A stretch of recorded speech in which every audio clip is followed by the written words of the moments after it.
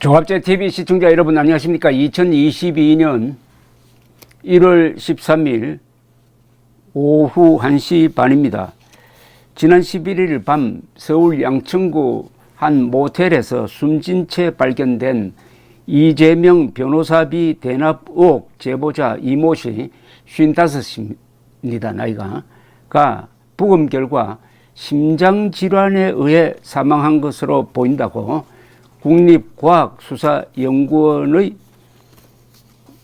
부검 구두소견이 나왔습니다. 서울경찰청은 오늘 오전 11시 서울 양천경찰서에서 이 씨의 부검 결과를 발표했습니다.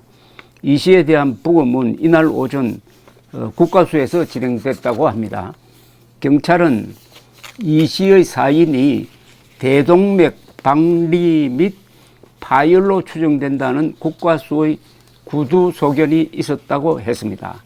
대동맥 박리 및 파열이라는 것은 주로 고혈압이나 동맥경화증 같은 기저질환이 있을 때 발생 가능한 심장질환이라는 겁니다.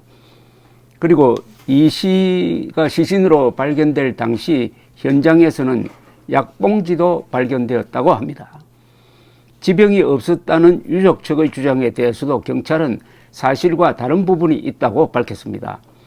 경찰에 따르면 이 씨는 중정도 이상의 관상동맥경화증이 있었고 보통 사람의 2배 가까운 심장비대증이 있었다라고 밝혔습니다.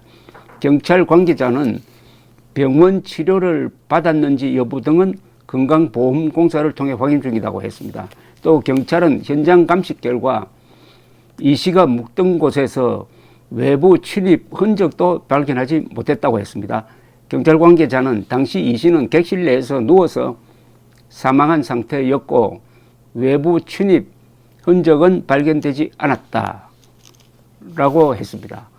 이 씨가 묵었던 호텔 내부 폐쇄회로 TV를 확인한 결과 지난 8일 이 씨가 객실에 마지막으로 들어간 후 다른 출입자가 없었다고 했습니다.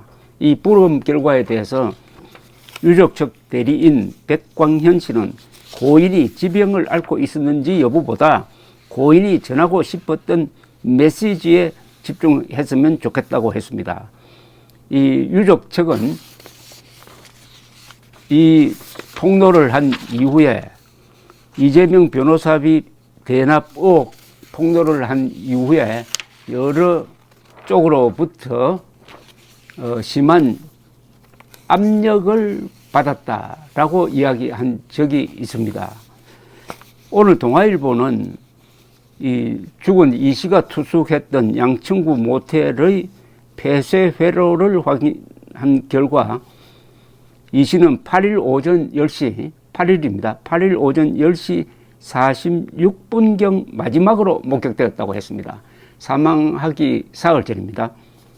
8일 오전 9시 2분경 방 밖을 나선 이 씨는 파란색 패딩을 입고 허리를 숙여 신발을 고쳐 신고 아래층으로 내려갔다는 겁니다.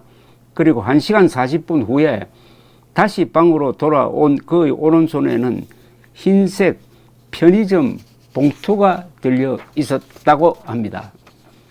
동아일보 보도입니다. CCTV를 확인해 보니까 그 이후에 이 씨의 방을 드나든 사람은 CCTV에 잡히지 않았다. 오늘 경찰 발표와 일치합니다. 그리고 이 씨의 지인이 모텔에 이 씨의 안부 확인을 요청하면서 11일 오후 8시 32분경 처음으로 모텔 사장 모친이 이 씨를 확인하기 위해 방을 찾았다는 겁니다. 뒤이어 오후 8시 46분경 경찰이 3일간 동생과 연락이 닿지 않는다는 누나의 신고를 받고 출동해가지고 방 안에서 숨진 이 씨를 발견했습니다.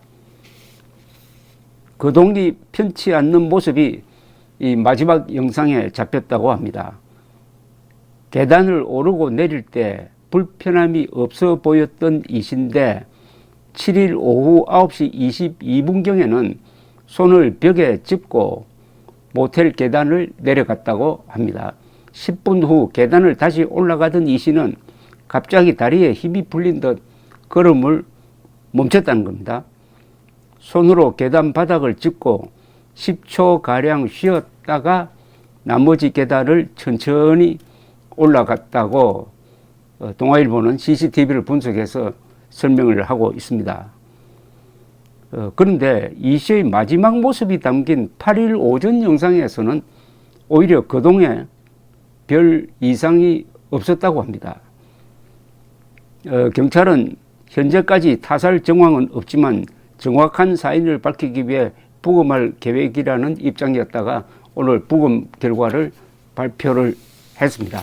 현재로서는 직접 사인으로서의 타살 혐의는 거의 가능성이 낮은 것으로 보입니다. 다만 이 사람이 이렇게 혼자 모텔에서 생활하도록 만든 외부의 압력이 있었느냐, 그것과 이 제보와의 연관성은 어떻게 되느냐 하는 부분은 별도의 조사나 취재가 필요한 영역이라고 판단이 됩니다. 감사합니다.